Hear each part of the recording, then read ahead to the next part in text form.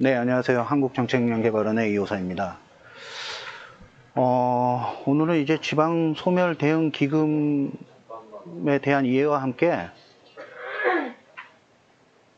주변에 저희 연구원들이 있습니다. 소음이 좀 들릴 수 있는데요. 일단 파워포인트 문서가 있기 때문에 문서 중심으로 설명을 드리겠습니다.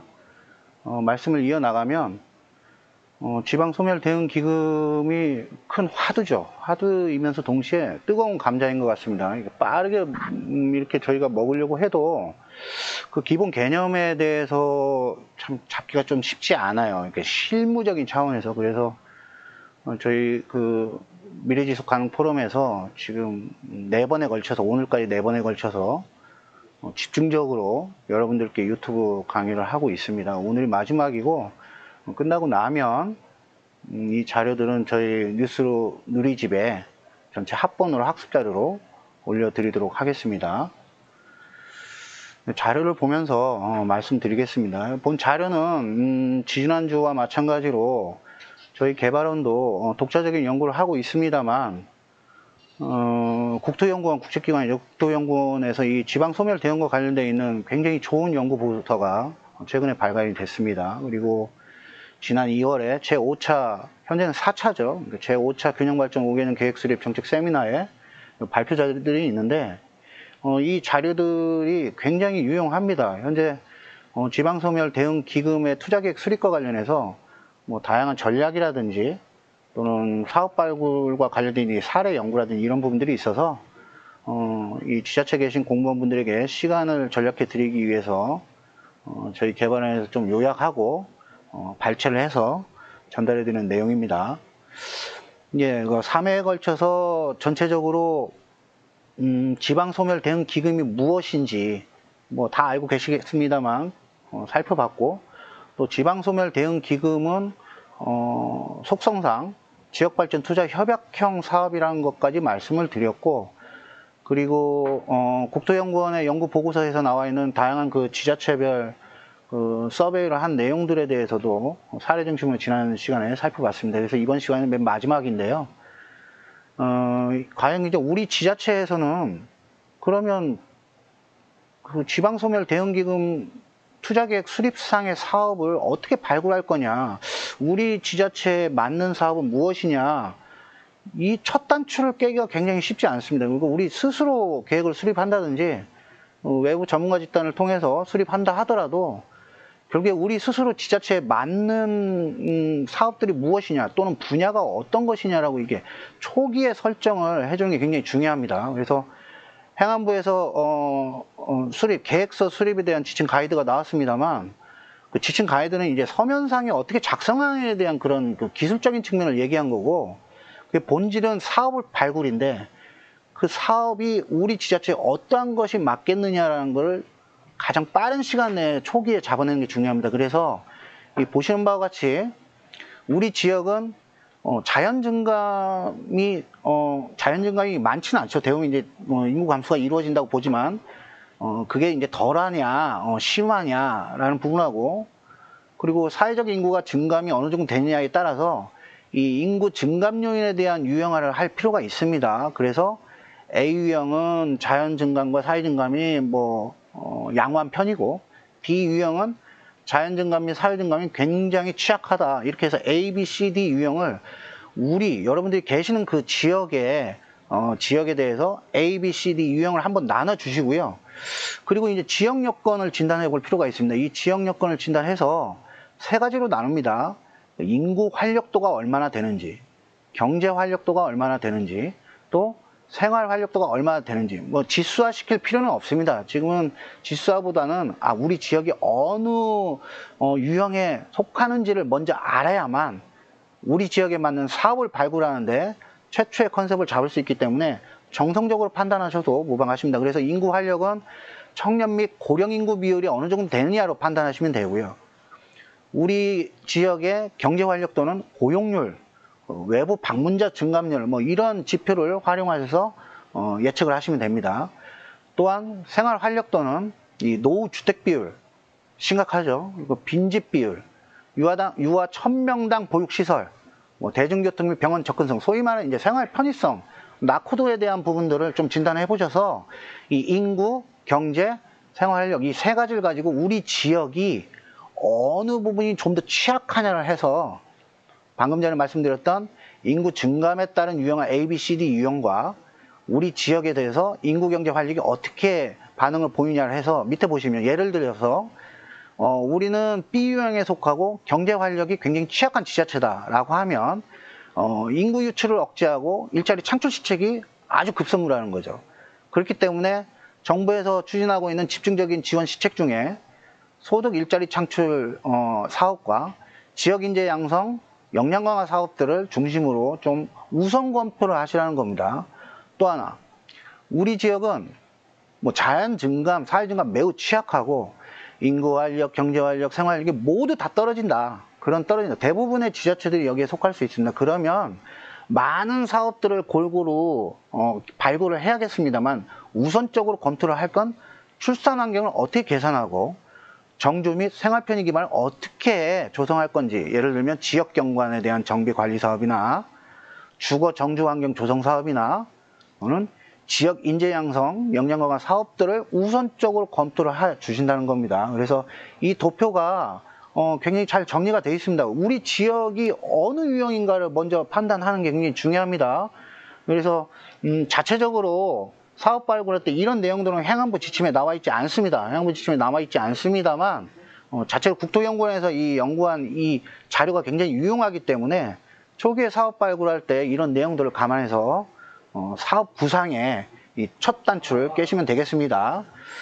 자, 그리고 정부의 지방 소멸 대응 중점 지원 시책 분야를 보겠습니다. 이것도 굉장히 중요합니다. 저희가 어느 분야의 사업을 우선적으로 검토할 것인가를 상계가 보셔야 되는데 분야를 나눈 것도 굉장히 중요하죠. 그래서 보편적인 기준을 따지면 됩니다. 그래서 일자리 경제 분야, 교육 및 역량 강화 분야, 유인 및 정착 분야, 의료 및 건강 분야, 정규 여건 개선 분야, 생활인구, 그러니까 관계인구나 생활인구 확대 분야, 이렇게 6개 정도. 물론 분야 기준은 다를 수 있습니다.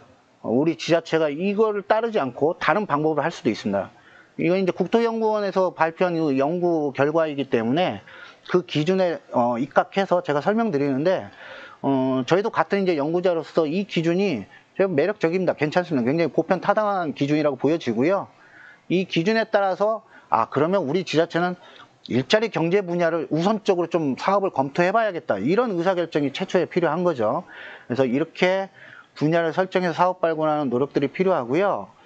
각각 살펴보겠습니다. 지난 시간에 우리가 이 지방 소멸 대응 관련해서 이 정책이나 비전이나 목표 전략에 대한 이 체계도를 살펴봤는데 추진 전략 보면 한 5가지로 나뉩니다. 그래서 생애 주기별로 있는 이 품격 있는 생활을 실현한다는 전략 하나, 매력적인 공간 창출한다는 전략, 그리고 지역의 우리의 자원을 기반으로 한 일자리 경제 전략이 있고, 그리고 상생과 공존의 문화 확산한다는 4번째 전략, 그리고 우리 스스로가 주도하는 이 분권 역량과 실증 기반을 강화한다는 전략이 있습니다. 이 5개가 중요한 이유는 이 5개에 따라서 분류를 해서 정부에서 어떠한 사업들을 시책들을 중점적으로 지원해 주냐가 기술이 돼 있기 때문입니다. 보시면 첫 번째 생애 주기별 이 건강하고 품격 있는 생활을 실현한다는 그 사업들을 보면 이 스마트 플러스 건강마을 만들기 사업 보시면 최근에 굉장히 각광받고 있는 사업들입니다. CCRP 은퇴자 마을이나 마을 주치 사업들, 이런 것들이 이 스마트 플러스 건강마을 만들기 사업의 주요한 지원 시책이고요. 인구 감소 지역의 특화형 청소년 교육 시스템을 구축한다. 이런 내용도 이 생애 주기별로 품격 있는 생활을 실현한다는 전략에 들어있는 지원 시책입니다. 두 번째는 매력적인 공간을 만든다는 거고, 중점 지원 시책을 보면 생활 관계 인구 확충 사업, 그리고 지역 정착 촉진을 위한 주거 및 생활 공간 조성 사업, 이런 것들의 이런 지원 시책에서 우리 지자체가 이런 것들을 하나? 또는 할까? 또는 하면 효과가 있을까? 이런 것들을 고민하시라는 겁니다. 이런 지원 시책들을 보고서 결정을 하시라는 겁니다. 그리고 세 번째 전략에 들어가서 우리 지역 고유의 자원을 기반으로 해서 일자리 경제를 활성화시켜 나간다는 그런 지원 시책들을 보면 청년 지역정책 지원 통합 플랫폼 구축 운영 사업이라든지 지역 창업 및 스카일업 지원 강화 사업 이런 것들이 있습니다. 그리고 네 번째, 상생과 공존의 문화 확산, 지역 특산물의 정기 구마, 예를 들면 친환경 농산물 공급을 확대하고 관계인구 확충을 위해서 도농, 현재 우리나라의 인구 감소 지역 89개 지자체 중에 유일하게 전주시를 제외하고는 도농 복합 지자체라고 볼 수 있습니다. 그래서 도농 교류 프로그램 지원 사업들 이런 것들이 지원 시책에 들어 있고요. 다섯 번째 마지막으로 이제 분권 역량 및 실증 기반 강화 사업들 이런 것들은 이제 생활 인구에 대한 빅데이터라든지 지방 소멸 위기 진단 모니터링 구축하는데 이런 것들의 내용이 있습니다. 그래서 그 다음 페이지부터는 설명을 다 하지 않겠습니다. 그러면서 이 중점 지원 시책 방금 말씀드렸던 처음에 A형, U형, B형, C형, D형을 얘기했죠. 이 화면 보시면 인구 증감 요인에 따른 유형을 A, B, C, D로 나눠야 된다고 말씀을 드렸습니다. 아마도 대부분은 D 유형에 속하겠습니다만 어쨌든 그렇게 나눠 놓고 우리는 기초 시군, 기초 지자체 시군이기 때문에 89개, 그러니까 대부분 이 C 유형과 D 유형에 해당하는 내용에서 이 인구 유입, 생활인구 확대 등의 이 지표에 직접 영향을 미치는 사업 중심으로 우리 지자체에 맞는 사업들을 발굴해 나가면 됩니다. 그래서 지금 스킵을 하겠습니다. 예를 들면 아까 스마트 플러스 건강마을 만들기 사업 말씀드렸죠. 그리고 지역 우수인재 양성 평생교육 시스템 운영 사업, 인구 감소 지역 특화형 청소년 교육 시스템 구축 사업, 생활 관계인구 확충 시범 사업, 외국인 체류 및 정책 지원 확대 사업, 지역 정책 촉진을 위한 주거 이동 생활 공간 조성 사업, 지역 유유 공공시설 종합 자산관리 사업, 네, 지역 유유 공공시설 교육 공간화 사업 굉장히 중요한 사업들입니다. 유유, 폐 이런 단어 들어가는 사업도 굉장히 중요한 사업들입니다. 우리 지역에 그러한 공간들이나 시설들이 너무나도 많습니다. 그 시설들을 어떻게 활력을 제공하느냐가 또 지방 소멸에 대해서 대응할 수 있는 유용한 시책들 중에 하나라고 생각을 합니다.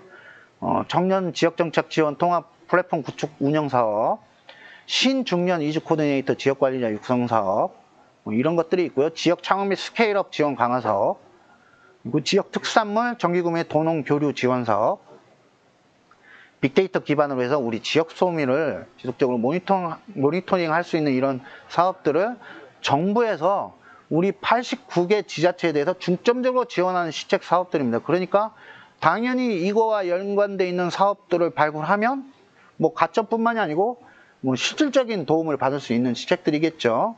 그래서 지금까지 말씀드렸던 거를 좀 더 요약을 정리해보면 어떤 걸 말씀드렸냐면 정부의 지방소멸 대응 중점 지원 시책 분야를 6개로 제가 한번 나눠봤습니다.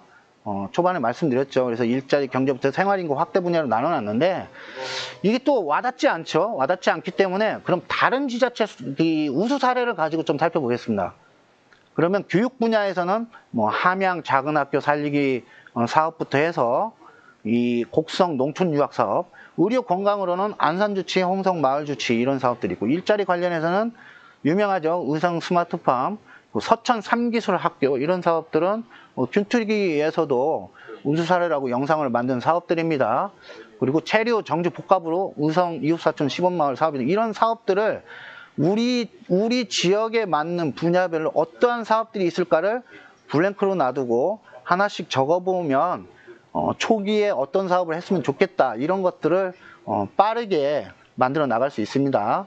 그래서 방금 말씀드렸던 것은 쭉 적어놨습니다. 주요한 사업 내역 등을 적어놨습니다. 그래서 홍성 우리마을 주치 사업 같은 경우는 공중보건위와 마을 의료 소비자 협동조합 주체가 돼서 고령인구 증가에 따른 지역사회 건강 문제와 의료 대응을 위해서 자율적으로 의료 서비스를 제공하는 사례다. 이렇게 좀 사업을 요약해놨습니다. 그래서 이 페이지와 그 다음 페이지 한번 살펴봐 주시고요. 그래서 이렇게 다양한 지자체 사업들을 벤치마킹해서 발굴을 하시면 됩니다.